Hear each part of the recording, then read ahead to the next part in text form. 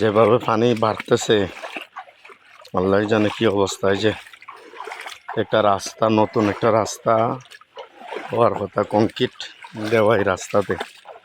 এই রাস্তা সকালবেলা আমি শুকনো দেখছি, এখন এই রাস্তার মধ্যে হাঁটু পানি, বিভিন্ন রিক্সা ছাড়া সবার তলে। জানে কি অবস্থা। আমাদের ফেনী কুমিল্লার মতন আমাদের হবিগঞ্জ পানি প্রচুর বাড়তেছে। এই যে পুরা হাওর এই পানি, এই যে হালি ক্ষেত নষ্ট, এখানে একটা হালি ক্ষেত, এই হালি ক্ষেত শেষ। এই যে ফসলাদির ক্ষেত,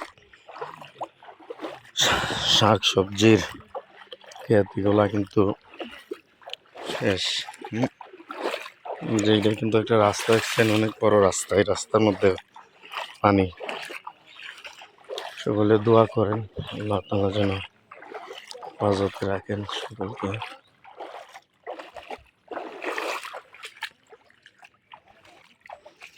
ওই মুখে এখানে তুলতে হবে, যে বিরসা আমরার মুখে তুলতে হবে, না তুললে এই ফসলও শেষ হয়ে যাবে।